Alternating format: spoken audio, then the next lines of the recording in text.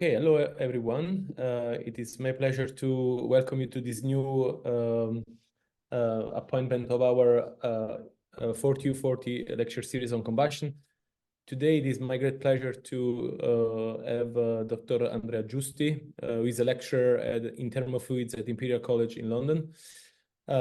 He obtained his PhD in 2014 at the University of Florence in Italy, and then he joined the engineering department at the University of Cambridge in UK as Rolls-Royce Research Associate. He was appointed lecturer by the Imperial College in October 2018, and at Imperial he leads a research group in multiphysics, combustion, and engineered fluids to propose sustainable solutions for the energy transition and the transportation. So Dr. Giusti is currently editor-in-chief of the International Journal of Spray and Combustion Dynamics. He's also a member of the International Workshop of Turbulent Combustions of Sprays, and is a member of the British section of the Combustion Institute and the By-Fellow of the Fitzwilliam College in Cambridge. Andrea, thank you very much for having accepted our invitation. I give you the floor for this for your presentation that I really look forward to hearing. It's about the electromagnetic interactions and engineering fuels to deliver flames on demand. Thank you again. Thank you very much, Alessandro and Salvatore, as well, for inviting. I would say thanks a lot as well to for having organized this series of lectures that I think it's quite important for our community in general, just to expose a bit more the work we do, the importance of our work as well, especially when it comes to the word combustion, that sometimes is felt as a old-fashioned word and sounds a bit, let me say, dirty sometimes. But actually, we are doing a lot of effort to work on energy transition, to try to make our field, the energy field, much more sustainable than what it was before. So thanks a lot as well for introducing a bit of my background. Let me remark as well that I work for Imperial, and I'm an academic there. And since my appointment, I start to do, let me say, something different from what I used to do before. And this involves multi-physics and try to bring into combustion new physics, that is electromagnetism, and a bit of nanotechnology. So the title has been already presented. I added a subtitle to this presentation that is towards novel technologies for sustainable transportation. That is mainly my focus, that is mainly aviation eventually. But let's do step by step, and let me move on to the next slide. I want to discuss first with you what is it all about, this lecture. So let's spell out the title, the subtitle, and let's start to identify every single element of that. First of all, you will see quite a lot of electromagnetic interactions. So in this lecture, you will hear about electromagnetic fields that, from my view, we need to discuss interactions at a small scale. And I will try to make it clear why it is important to focus on those interactions, especially when we want to develop or expand the control we have on reacting flows. Electromagnetism means as well distance interactions. So we can interact with the matter even without directly touching that. This is something that is quite important when it comes to electromagnetism. We will discuss as well engineered fuels. In this context, with engineered fuels, I mean design of materials. So we need to start to change perspective on the way we do combustion, and we should start to think about the possibility of designing a fuel with, let me say, tailored properties, even using nanotechnologies, in a way we can expand and achieve possibly full control of the flame. And this brings us directly to the concept of flames on demand. That means a customized reacting flow, and it is a completely new approach where we start from the definition of the flame we want and the characteristics we want, and then we proceed with designing fuels and reacting environment and possibly interactions from the boundaries that, for example, in the form of electromagnetic fields and their modulation, to achieve eventually a flame with the characteristics we want in terms of both shape, maybe emissions, and location, and so on and so forth. I've already introduced the subtitle, but let me delve a little bit more into that.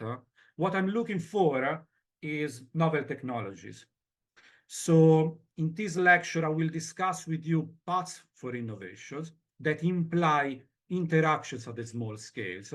And to some extent, I want to guide you to the novel vision that I try to pursue, or at least I've been pursuing in the last few years of research.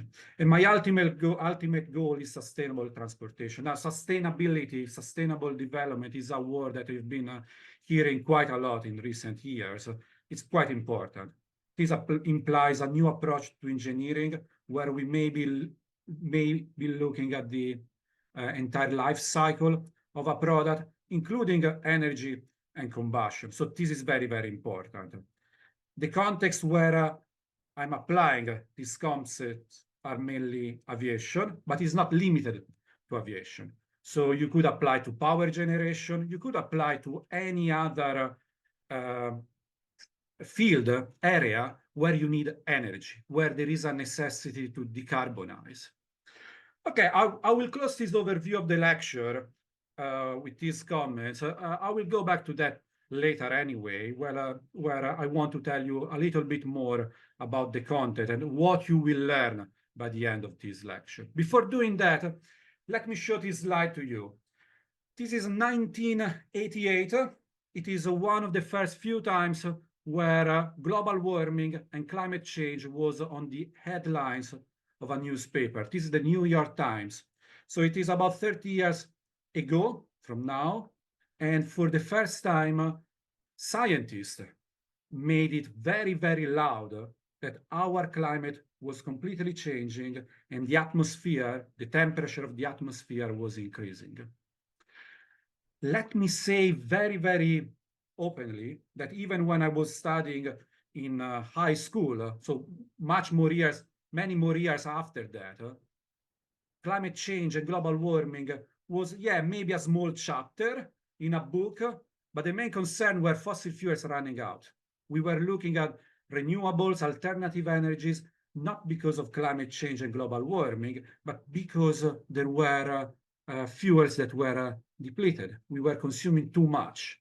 So only after that, and I would say very, very recently, climate change, sustainability, reducing carbon dioxide emissions became a huge problem and one of the main drivers of today's research in combustion, energies, and so on. So after 36 years-ish, what we have been observing is water scarcity and droughts are becoming more and more frequent. And nowadays, these are data taken from open sources.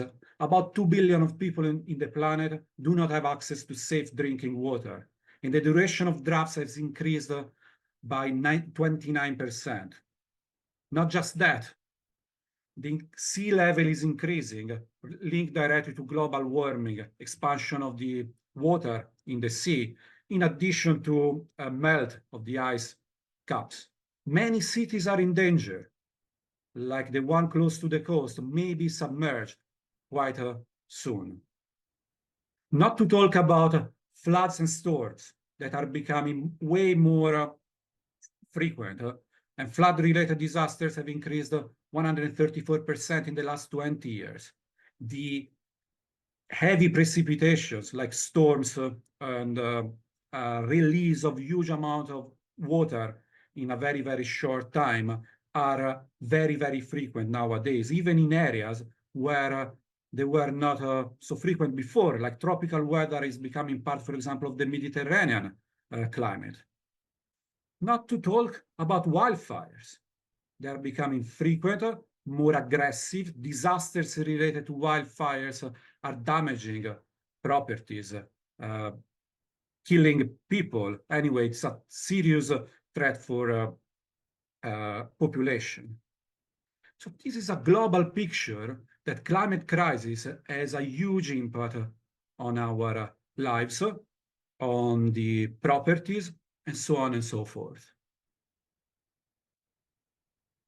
I want to pause 10 seconds now, and what I want to ask you is to look at our planet in the eyes.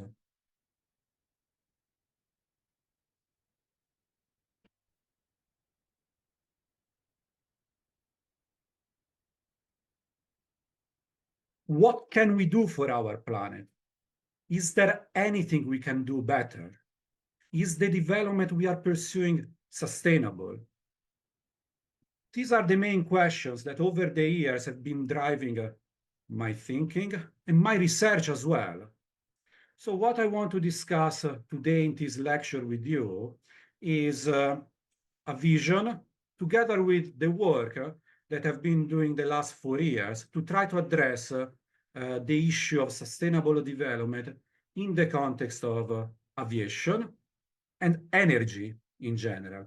So why aviation? It's part of my background. I've been working in aviation for a long time, so it was the first sector where I wanted to apply all of that. If we look at the distribution by sector of how CO2 emissions are distributed, energy sector is dominant, about 73%, and transportation is dominant as well, 16%. Aviation is a little bit minor if we look at this picture, but we need to keep in mind that aviation is expanding and it is a hard to decarbonize sector, simply because alternative fuels are not as easy to be used as in other sectors. So the presentation will be mainly focused on aviation today. However, similar concepts can be applied to power generation, to any other sector using energy. So what I want you to learn, let me say learn, by the end of this lecture, for sure I want you to understand different paths for innovation, and I will try to give you a simple picture of the evolution of technical systems. So I will start with that. Then I want you to be able to describe what are the main elements of an aviation combustor, and to understand, let me say in parentheses, possibly propose, although this is an exercise that may require longer time and more time spent together, let's say, rather than a simple 50 minutes lecture. But I want you at least to understand a new vision that could lead to innovative combustion systems. And then I want you to be able to select an investigation tool based on the scale and physics of the problem. And I will try to transfer to you this skill through a tour of research that I've been doing with my team at Imperial. Okay, let's start immediately. And I want to discuss with you this simple graph that gives a complete picture of the evolution of a technical system. Let me say as well that technical systems developed in completely different areas tend to follow a similar path in their evolution. So on the x-axis, we have time, and on the y-axis, you have a performance value. It could be anything that describes the performance of your system, the power delivered by an engine, the speed of a car, and so on and so forth. What we observe here is that at the very beginning, when the system is born, the performance in general is very, very low. It takes a bit of time to increase the performance of this system, up to the point when the performance will grow exponentially. The exponential growth is coming together the knowledge that we have in the system. So think about the research that you may do, the investment that you may take, and so on and so forth. After we know more and more of the system, at some point, the performance will start to grow exponentially, up to a point that is the end of the life of this system, where it will take again a long time to develop more, to increase the performance of that system. When we reach the end of the lifetime, when again, after the exponential growth of the system, we need a lot of time and resources. So on the x-axis, I put in gray money. Time is money as well, a lot of investment that we need to make. So at the very end, we start to be incremental. It takes a lot of resources, both in terms of money and time, to further improve the performance of the system. At that point, the technology is said to be mature. So the question mark is then what we need to do next. For sure, when the technology is mature and we need just a lot of time and money to further improve the performance, what is needed is an innovation.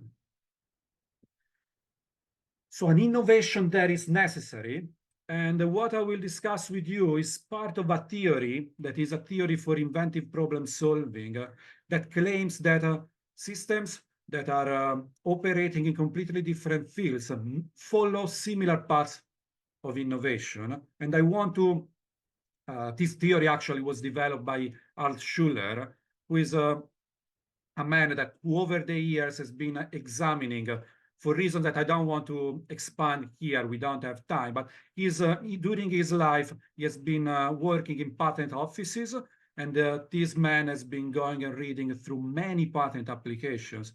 And what he discovered was that exactly claims of innovation, even in fields completely different, actually follow a very similar path.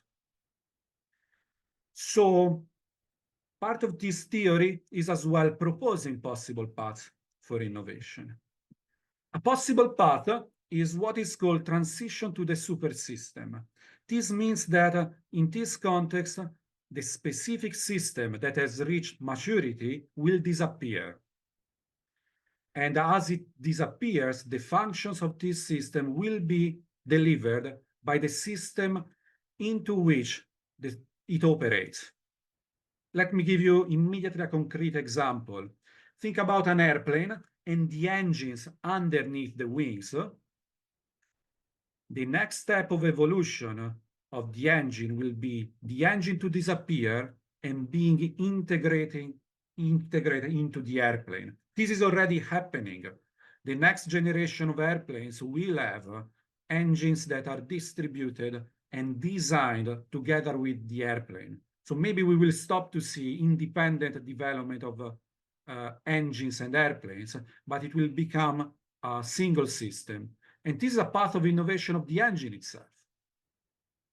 Another possibility is developing a new system that exploits interactions at smaller and smaller scales. In this case, you will jump into a new S curve. And by the way, I didn't mention that, but this curve of the evolution of a system is called S-shaped curve because it has an S shape. So in this case, when you use a smaller interaction, you will jump into a new S-shaped curve. The system at the beginning may have a lower performance, but after we increase the knowledge of that system, at that point, we'll have a new exponential increase that will bring the performance much, much higher than the original system. Let's start, or let me give you a more concrete example of that. Let's think about a very mechanical engineering related problem, cutting. That let me rephrase that in a more general term. So that means separating one part from another. Of course, you may think about a knife, a saw, etc. Let me go more into mechanical precision engineering. Precision cutting could be done mechanically, like in this way. The next evolution could be water jet cutting, where we start to refine and make interactions moving at scales that are smaller and smaller. Not to talk about laser cutting, where at that point we move interactions at molecular levels. So what you observe here is that the evolution of cutting has been done by exploiting interactions that move at scales that are smaller and smaller. Let me give you a final example that is sintering, that is not cutting anymore. You may view sintering as the cutting system that disappears and the function of separating one piece from another has been integrated into a new system. So maybe sintering can be viewed in this context as transition of the functioning of cutting to a super system that is completely different in that case. You have powder already separated, and you create or you separate one part from another using a different principle completely. Okay, I close this part here, and let's now go into combustion. What I want to start to give to you is a simplified picture of a combustion chamber used in engines for airplanes, where the combustion chamber, if you're not aware, is a small piece here. That's where the combustion chamber it is. It's a small piece in between the compressor and the turbine, but it's very, very fundamental because the conversion of chemical energy contained into the fuel into thermal energy delivered to the gases is happening all there. And it's one of the critical components because emissions are produced there, because efficiency eventually is mainly driven by maximum temperature and pressure in the combustion chamber or of the cycle. So we need to be very, very good in doing that. If you think about an aeronautical combustor, fuel is typically liquid. So this means that when we want to do combustion in the context of an airplane, we need to be very, very careful in the way we atomize the fuel. That is the first step, starting from the injection of fuel, in the way we atomize, in the way we evaporate, in the way we mix the fuel with air. I guess many of you are familiar with combustion. We classically split flames into premixed and non-premixed. It is a spray flame eventually. So we will have a non-perfectly premixed, possibly. Sometimes we exploit concepts where we go rich and then lean. Anyway, my way of phrasing that wants to point out that this type of flames in the concept we develop today are barely based on mixing. We want to control the equivalence ratio. We want to control how good we are in mixing the fuel with the oxidizer, air, in this case, to decrease emissions as much as possible. We need to cool the wall. We need maybe to dilute in a proper way. Let me show to you this graph that is widely used nowadays to distinguish at least two types of concept of combustor for aviation. One is rich, quick mix, and lean, where we have a primary region that is rich, followed by a region where we dilute the reactants with, or the combustion products of the rich mixture with a lot of dilution air. And this is simply to try to transition from a rich mixture to a lean one very quickly. So these graphs show that the NOx tend to peak close to the stoichiometric mixture. If we transition from rich to lean very quickly, we avoid the equilibrium path of high formation of NOx, and then we may have a combustor that is decreased emission level NOx in this case. Another possible configuration is directly lean. So if you work on aviation combustor, you may see that over the years, these two concepts, lean or rich, quick mix, lean, have been the one that have been mainly proposed.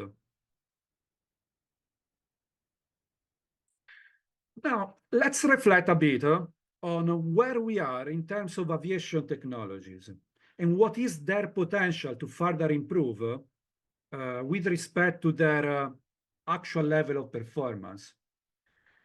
Reflecting on that, I would say despite over the years we have been proposing different concepts like mild combustion, dual fuel, all of them are mixing based. And I would say there is not much more space for further improvement. So when it comes to this technology, I would say that are very, very close to their maturity, to the upper limit. And this is not a case that improvements are not substantial unless we move on to completely different technologies. Thinking about that more in depth, and this example really applies directly to non-premixed combustion, for example. When you think about combustion, combustion is a phenomenon that is happening at molecular level. You need to directly react or having molecules that collide of fuel and oxidizer. However, we tend to control our combustion system through mixing. And turbulent mixing especially is driven by the large scales.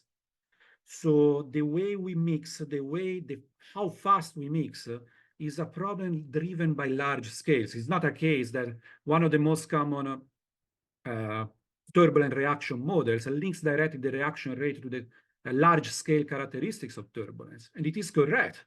So the mixing problem is driven by large scales.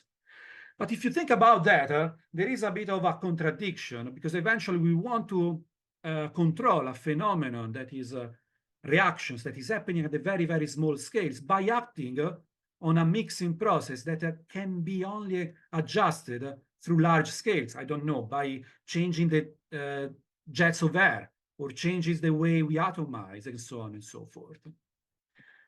So what's next then? So by thinking about that, I start to believe that small-scale interactions should be the next step for the innovation in combustion, and more in particular into aviation combustion, where small-scale interactions means moving the interaction and the control, let me use the word control, much closer to where chemistry is acting, so much closer to the molecular level. So this brings me directly to my vision of research, or to the vision that I've been developing and I'm continuing to be developing. In the sense, this is fed by research, by new things that we understand. So it will be changing. It will be changing in time. It's not a static vision, but this vision will imply a paradigm shift in the concept we have in thermal engine, up to lead to what, probably in a provocative way, I put in the title, up to delivering flames on demand. So we will start from the design of a flame. So let's then confine everything in the context of clean aviation and transportation. The goal is to reduce as much as possible emissions, and nowadays carbon as well. A possible path that has been followed by companies is by acting on the propulsion system. And nowadays, we mainly talk about electrification of the engine. If it comes to long-distance flights, electrification should be done with an hybrid propulsion system. It's not possible still nowadays to use a fully electric airplane for long-distance flight. And you need to think about as well that batteries tend to be big, they are still unsafe, and we need to reflect also from where the energy from the batteries is coming from, if we really want to be sustainable. But let's not expand too much into that. I just want to remark that when it comes to hybrid propulsion system, the concept is coming with integration and distribution of the propulsion. The NASA airplane that I showed before as an example of innovation and transition to the super system is telling us directly that integration is happening, and power can be distributed with small electrical units where we want. Maybe to control the boundary layers around the airplane, maybe to have more effective propulsion or reduce the drag, like with a more optimized shape of the airplane. Hybrid systems means that we will have a thermal unit still coupled with electric motors battery. This means that we will have electromagnetic fields or electric energy available on board that could be exploited for the need of controlling the combustion process. Another path for innovation that has been followed is acting on energy carriers. And nowadays we talk about alternative fuels to decarbonize, mainly in the form of hydrogen or hydrogen vectors. Let me include ammonia, but also e-fuels. So we are talking in that case about even hydrocarbons generated through the renewables. The other path, it is mainly for power generation, goes into using alternative fuels that are metal powders. Iron is becoming quite important in this scenario. Let me say that metal powders can be used as a fuel substitute. This is the work that has been done, for example, in burning iron. Or metal powders can be fuel additive. And think about a metal that has very good electromagnetic properties, such that the electromagnetic properties of the nanomaterial or fuel additive could enhance the interaction with magnetic fields. Another alternative is to use smart carriers, and I will give you an example later on that. If you think about a fuel additive and nanomaterials to enhance the fuel response to the electromagnetism and the use of electromagnetic field, then we can combine all of them into a simple or single framework, not simple, single framework.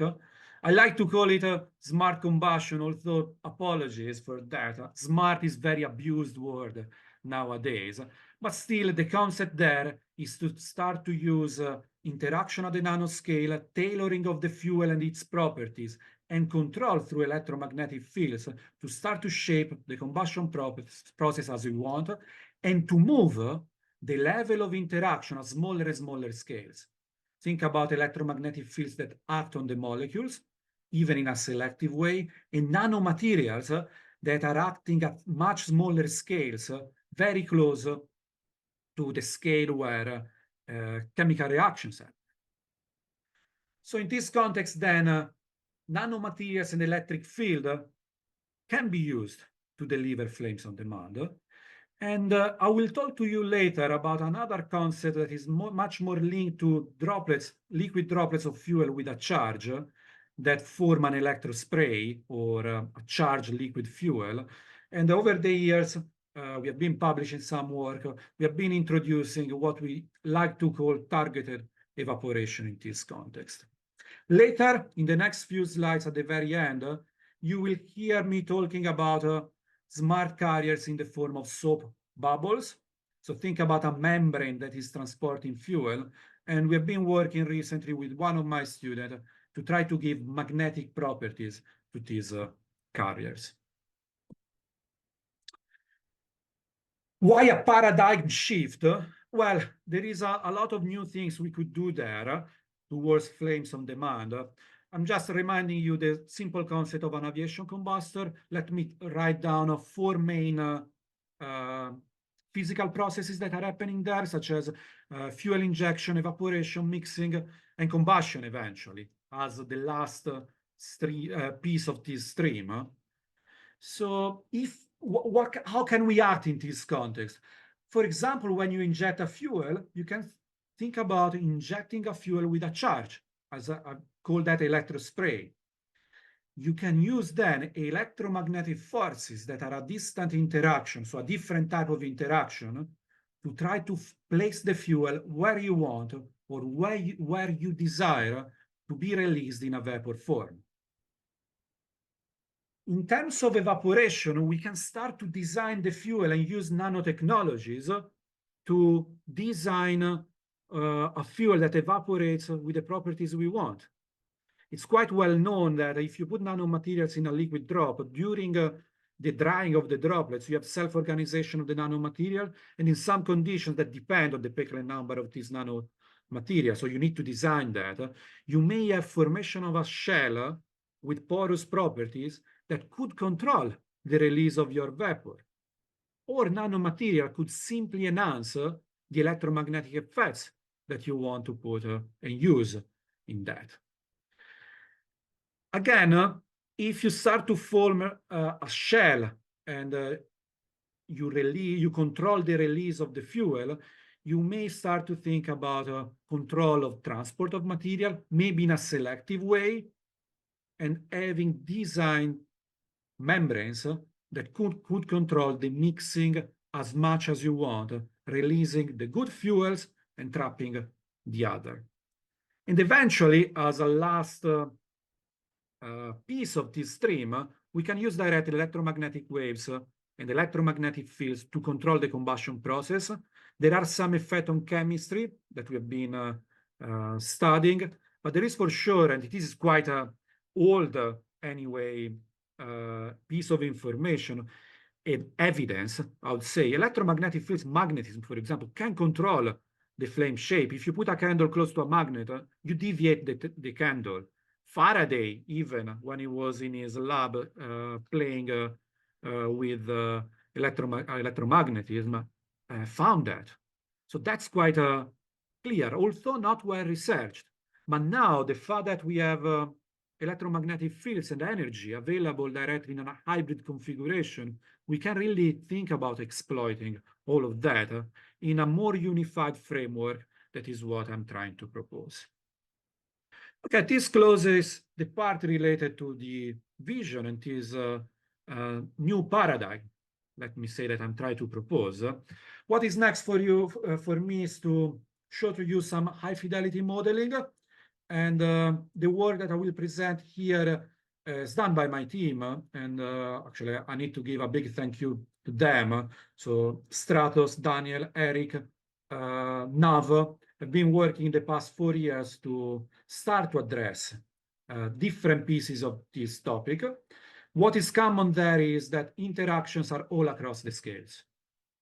And let me immediately visualize that we are really talking now, if you think about control at molecular level up to the release of a device that is a combustor, there is really a huge range of scales that we need to cover, from picometers to millimeters, centimeters, that is the scale of an engine. So we need to really carefully select the tools. So if we think about the very small scales, we need to talk about quantum mechanics and quantum effects. We have been using, in the last few years, quantum mechanics simulation for validation, understanding a bit more charge distribution and field-induced polarization in a molecule, I mean. And then we need to understand transition pathways when we apply, anyway, different fields on the molecules. Then the next step, we work at levels of ensemble of molecules. So how fields, different fields like electromagnetic fields affect molecular interactions. Activation energy can be studied, chemistry and reactions, reaction rates. Let me make immediately a claim here that, or better, I'm not claiming, and repeat, not claiming that we can accurately predict reaction rates with molecular dynamics yet. There is still a lot of work to do there. But at least for comparative studies, we start to have quite a good feedback from this type of computations.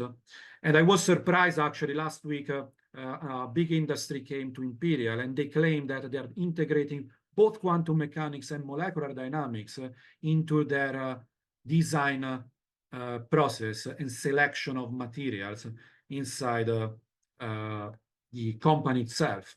So these are two fields that must be integrated more and more into our community. And this is coming together with the path for innovation that is exploiting smaller and smaller scales. And then eventually we go into computational fluid dynamics and the larger scales that we are used to. This is coming with effects that are macroscopic, that imply an ensemble or an average of the movement of an ensemble of molecules. So again, we may talk about ionic wind, effects on species distribution in the flame front, etc., up to the effect of turbulent flows.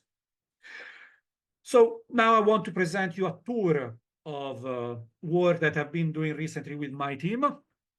These slides follow a similar configuration in the sense that you will see on the top right a research question that we are trying to address. Then it is a multi-scale problem. So I'm trying to highlight what are the scales involved.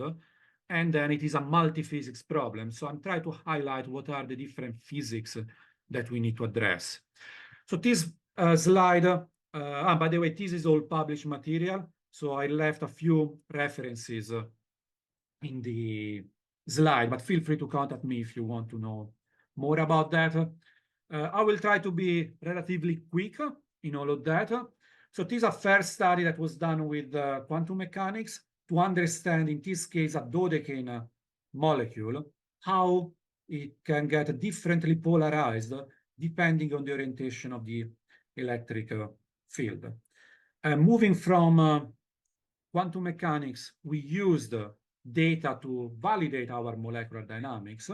And this is an example of an ensemble of dodecane molecules that have been used to perform molecular dynamics simulations under electric field, with the main question that is whether electric field and close-range charge transfer, that is what we can observe in molecular dynamics. So, for example, we don't have an explicit treatment of electrons, and we don't have an explicit treatment of ions, but we can discuss close-range and analyze close-range charge transfer. So this was the main question, whether there was an effect on the reactive process. And we focused mainly on low energy electric field and try to understand if low energy electric fields can have an effect. What you read in this slide in terms of QEQ, QTPIE, these are different methods for charge equilibration that we use in molecular dynamics. We try to implement good methods that enable polarization, like the QTPIE that you see there. A bit of results. We observe some effects due to the electric field or activation energy, for example. But long story short, let me make it very, very brief. One of the main conclusions of our study is that low energy electric field, electrostatic in this case, don't have a huge effect on chemical reactions. So what we need to look for maybe is a high energy, but in that case, we go into plasma combustion, and there is quite a lot of work done in the community about that. And we saw some effects of polarization, though. So our next step in this story was then a new research question is, can we exploit nanomaterial to enhance electromagnetic interactions? So what we start to think about is a new fuel that contains iron. We analyze with molecular dynamics iron nanoparticles. Again, there is a simplification in all of that. Nanomaterials tend to agglomerate and form large particles. But with the resources available, we start with nanomaterials. And this is a work that we published last symposium. And what we analyze is whether there is an effect or an enhancement of the properties. Let me say as well that these scales are short in space. We talk about a small group of molecules, but time as well is quite, the observation window is relatively small. So iron is a good catalyst. It can enhance the consumption of the fuel, and we observe much higher controllability through electromagnetic fields that is coming through the change of distribution of electrons and Coulomb interactions with the nanomaterial itself. What we observed as well here was that generally, according to the molecular dynamics study that we did, the dodecane, in this case, the hydrocarbon, tends to get absorbed completely by the nanomaterial, and there will be a first release of hydrogen in the form of water sometimes or other compounds through the oxygen that has been absorbed on the nanomaterial surface. So it seems that the release of hydrogen is much faster than carbon. So our next research question, and I mean for the community, you know very well that while we try to answer a question, new questions could arise. So our next question could be, can we exploit nanomaterials, not necessarily iron, to do an in situ carbon capture? Maybe if a material is well designed. So this is a new research question that arose from that. And again, in this case, we are talking about really multi-phase, multi-physics to the extent we have gaseous fuel, solid particles, and so on and so forth.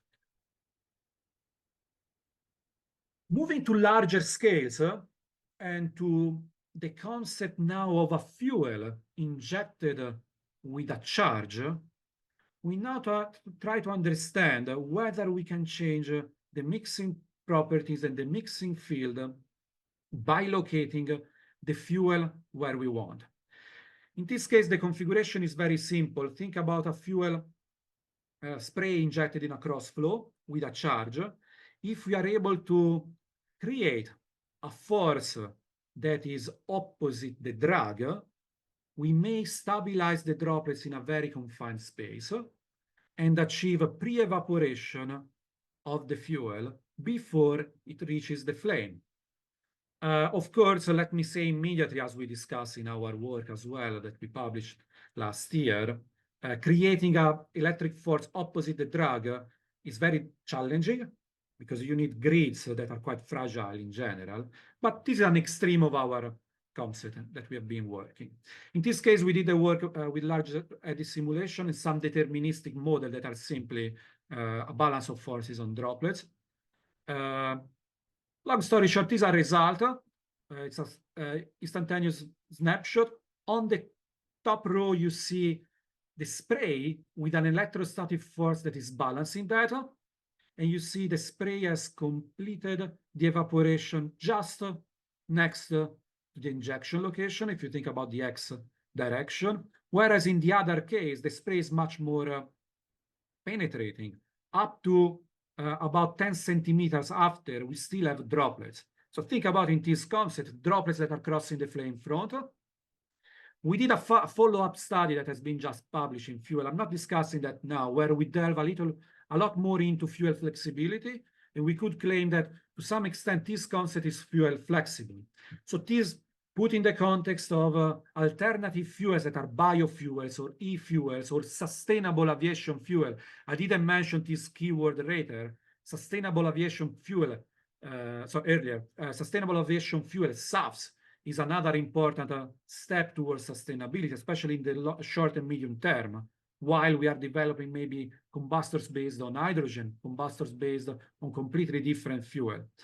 So a sustainable aviation fuel is liquid, but it could come from completely different stocks. So this concept of enhancing the mixing or controlling the mixing with electrostatic forces could enable very good fuel flexibility. And this is something we are working on. We studied as well, and it is another research question that I put in this slide, whether the Rayleigh breakup is important. So as you put charges in a droplet and as they evaporate, at some point charges will start to become too compact, too confined, and repulsion between charges could overcome the surface tension of the droplet. So you may trigger a new instability that is given by the decrease of the effect of surface tension. So we analyzed all of that, and we understood that it could be important, especially for height up of the droplet and an initially high net charge. Of course, there is still work to be done. Some work was done in the past, and we will continue to do that in our team at Imperial. We analyzed as well, this mainly through DNS. This is the only unpublished piece of work, so I will not discuss that too much now, but there is a possibility of modeling nanofuels, where a nanofuel is a liquid fuel with nanomaterials inside, and try to control how the evaporation process and how the shell of nanomaterials on the droplet could control evaporation. And we see that to the extent that nanomaterials is well designed in terms of concentration, size, and Peclet number, we may form in an appropriate way a shell that could trigger or let's say, let's put instead, trigger control of the release of vapor and add a new degree of flexibility into our concept towards, again, the ultimate target of delivering flames on demand and mixing field on demand as well. That is a preliminary to a good flame eventually. I want to spend the last few minutes of this talk, of this lecture, mainly addressing, in this case, experiments, some work that we have been doing, actually, my PhD student Nav has been doing on thin films that could be thought as a bubble, although in this case it's a film created on a disk. It is going towards developing smart carriers in this case. It is a film. What we try to do is through interference colors that you see in this picture to understand whether a magnet that is placed on the left is affecting or not the stability of the film. Yeah, let me just simply play this movie. You see simply that the magnet is attracting the film on the left. This is because the thin film is doped with ferromagnetic materials, in this case, kind of magnetite particles, up to completely change the fluid mechanics and inducing bursting. That is what you see at the very end. The fluid mechanics is richer than what one may expect, not easy to model. So we start first with experiment, we analyze stability of the film, and we also identify that in some conditions, the addition of nanomaterials could enhance stability of the film, something that we are continuing to work on that, and we have new work that hopefully we will deliver soon to the community, where we are developing further understanding on that aspect. Then we proceed as well with a model that is FEM-based model, and this has been just published in the Journal of Fluid Mechanics, where we are trying to understand a little bit more the dynamics of the film, and now we are able to understand the formation of finger patterns and what could trigger that, to the long-term objective of maybe using these thin films to encapsulate gas or fuel to be released. Okay, I want to close it here. I understand it's quite dense of concept. So let me do a simple recap of what we discussed today. We have been discussing different paths for innovation. I introduced to you the S-shaped curve. And I highlighted to you how interactions at the small scale could be a new path for innovation. Then we discussed more where current combustion technologies are, and we then discuss a little bit more how we can improve or completely change combustion technologies based on mixing. And I proposed a potential use of electromagnetic fields and nanotechnology to manipulate flames. And then I show to you a tour of a different studies at different scales that could be thought about examples on how to use different tools to investigate across new scales that we need to introduce to pursue this concept. I will not comment too much on this slide. It's some ongoing research and possible applications and technology that could go way far from combustion. We may think about small-scale interaction using molecular robotics or micro-robot propulsion. We discussed a bit in situ carbon capture, but even synthesis of nanomaterials. I know, for example, electric field are used to align and develop carbon nanotubes, for example. We can go up to target delivery of drugs as well. So bioengineering and completely different applications. Anyway, this picture and many of the concepts that I've discussed today have been published in an article in the 136th edition of the Aircraft Bulletin. So please have a look at that. I'm happy to share the article with you. It's very short and quite simple. Before concluding, I just want you, at the very end of all this talk, to get a key takeaway. So go back home tonight, maybe after a nice, pleasant dinner. I want you to start to reflect on what I believe it should be the main takeaway of today. And it is that small-scale interactions and electromagnetic control have the potential of opening up a wide range of new technologies to enable net zero energy systems. With that, I want to thank again my team and their hard work in the last few years. And I want to thank you as well for your attention. And I'm happy to take, of course, any questions if you have now, or otherwise, feel free to email me. Well, there is no email in this slide, but you find that easily online. Thank you, Andrea. Thank you very much. Very nice talk. I open the floor for questions. Are there any questions from the audience? If you have questions, please unmute yourself and then proceed with your question. Let's see.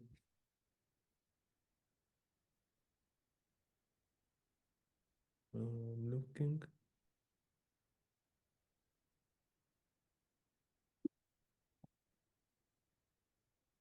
There is a raised hand from Salvatore, I think. Yes. Thank you. Thank you, Andrea, for this very, very nice talk. I have a question regarding the last slide, your talk in general. The fact that, like you said, we need to you're trying and to look at the small scale interactions, and I would like to know your vision in the next 10 years, when there is enough literature on these things, on electromagnetic fields and their interaction with their effect on mixing and chemistry, do you think that at that point, since we have for change to happen, for technological advancement, we also need to think at the large scale?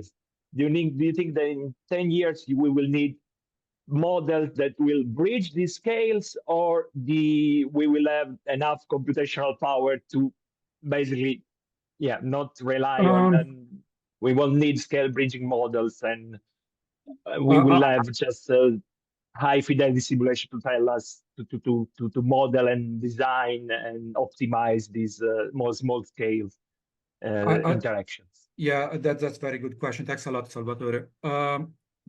We need bridges to the scales. It's unpractical and unfeasible, not just to simulate large systems of molecules. Molecular dynamics is a box maybe 100 nanometers for now, very, very small. And there are as well, together with molecular effects, large scale effects that we need to include. So we need for sure what we are trying to develop in Imperial with my team and some new PhD students. Alexis, I saw, was part of this talk. I was joining as well, is to start to put machine learning, of course, artificial intelligence, mainly for the problem that we try to address is how to bridge a continuum model with the information that we get at a small scale to have a reliable model. That's still an open question, considering the fact that even the uncertainty of results that we get from quantum mechanics, etc., is quite big. And still there is no real validated tool. So that's what we are aiming for. In terms of 10 years perspective or where we go, I'm very pleased to see recently this multi-physics and use of electromagnetism is becoming more and more, I wouldn't say popular, but more investigated. There was recent a big announcement, actually, and a very nice video on from Purdue University, where they show a technology able to control the flame shape in a very nice way. Now it's patent pending, that's my understanding, so we don't know too much about that. But still it goes into controlling. In that case, it's a large flame. You see a large flame there. And so it can be done. Then, when it goes into the context of making that operative, like in an airplane where safety, etc., is important as well, the time frame, it's probably more than 10 years, probably eventually, before making that really operative. So, in the climate crisis we are addressing, it is not the only solution. There must be multiple different solutions, especially at the short term. In Imperial now we are working quite a lot into using electrostatic fields for mixing, like with charged droplets. If you want, to some extent, that is a safer and probably quick to the market option, in the sense it doesn't imply large or a lot of understanding on the phenomena at the very, very small scale. It's just placing the fuel where you want to some extent. Thank you. I would like to pick up on this. And since you mentioned, of course, that problems are becoming more and more multi-scale, multi-physics, and there is this problem, the need for actually having these bridges between scales, and I would say, to model this interaction. How do you see the role of, say, AI and machine learning in general in helping you with that? So I'm welcoming AI to the extent that there are good problems for AI to be solved. One is speeding up computations. One is to try to cover the, even from an experiment, what we observe experimentally is very difficult to go into molecular magnetism. We have a few labs in Imperial that can do that, but when we put large number of molecules all together, behavior can be completely different. So we have models for continuum scales, maybe some information from small ones. This bridge, maybe requires to cover a gap of knowledge as well. So I welcome any assistance in our process of developing this understanding. That could be helpful. You know, AI has been developing in several different ways, you know, deep learning, or, you know, from simple correlation of multidimensional set of data to something that is much deeper. So I'm welcoming that. I'm always skeptical, though, when we go in real settings that, you know, generally we train our models possibly with very well-defined boundary conditions. I don't know. We do a set of training with molecular dynamics, or, you know, we impose boundary conditions that are very controlled.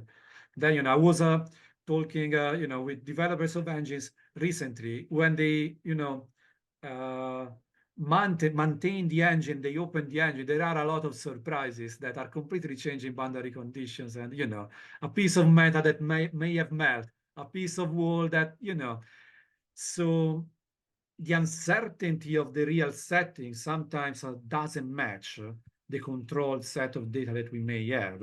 So we need to welcome more and more data from real settings as well. That is the last, you know, just covering all the scales up to the real applications. So I think that use of big data should be thought in a more unified framework where we are bridging really all the scales. That's my thought. But I'm welcoming artificial intelligence. And I mean, it has been demonstrated recently that achievements can be really speeded up. There is no, you know, no counter evidence that it's not useful.